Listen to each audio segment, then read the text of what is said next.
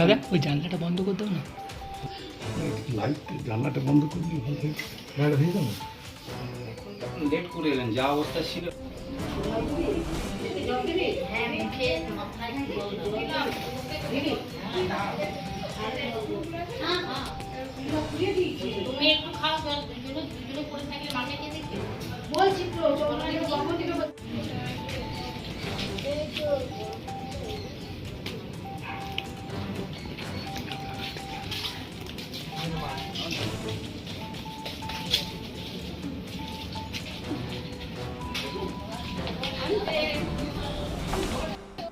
তো আজ দুদিন বাড়িতে কেউ ছিল না। আচ্ছা, সব বাবাকে নিয়ে ব্যস্ত হসপিটালে। কি নাম মানে? আমার নাম গণেশ বরাট।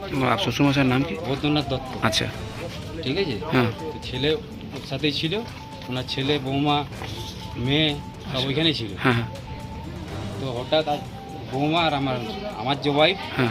ওনার মেয়ে হ্যাঁ, আজ সকালে যখন বাড়ি আসে কিছু জামা কাপড় নেওয়ার জন্য, হুম, এসে পরে বাড়ি যখন তালা খুলে ঢোকে হুম। তখন দেখে বাড়ির চারিদিকে ইয়েছে একদম জামা কাপড় আলমারি খোলা সব ছড়িয়ে ছিটিয়ে আছে। হুম। ঠিক আছে। তারপরে পুলিশকে ডাকা হয়, গ্রামে জানানো হয়।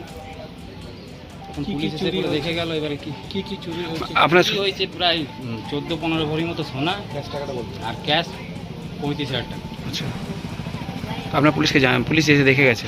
আপনারা এখন কি চাইছেন? এখন চাইছি এবার পুলিশকে বলা হলো এখন এরকম ঘটনা ঘটেছে, এটা সামলে নিই। তারপরে কথা বলবো পুলিশের সঙ্গে গিয়ে পরে আমরা। আপনার নাম? আমার নাম গণেশ বরাট। এর আগেও তো চুরি হয়েছে পাশে। এর আগে শুনলাম, আমি যদিও জানি না ডিটেলস, আমি শুনলাম যে কিছুদিন আগে নাকি পাশের কোনো বাড়িতেও চুরি হয়েছে। দেখছি সামনের দিকে যেমন তালা মারা থাকে অমনি গোটায় তালা মারা ছিল। পেছন দিকটা দেখছি এসে পরে দেখছি সামনের রুমে যে জিনিসপত্রগুলো সেগুলো সব অগোছালো হয়ে আছে। দিয়ে তারপর ভেতরে দেখছি দুটো আলমারি ভাঙা, আর কিচেন থেকে গ্রিলটা ভেঙে পড়ে ঢুকেছে। আলমারিতে 20,000 টাকা ক্যাশ ছিল আর 16 গ্রাম মানে 16 ভরি মতো সোনা ছিল। আর ওইদিকে দুটো আলাদা মানে ওইটা মোটামুটি 10-12 গ্রাম মতো সোনা ওইদিকে আলমারিতে ছিল। কখন মানে আজকে সকালে জানতে পারলেন? এই তো এখনই মোটামুটি 1-1.5 ঘন্টা হলো। শ্বশুর মশাইয়ের মানে খুব সিরিয়াস আছে, দুর্গাপুরে হেলথ ওয়ার্ডে ভর্তি আছে। আপনার নাম? আমার নাম দেবশ্রী দত্ত। এই জায়গাটার নাম? ছোট দিঘারি, নতুন পল্লী।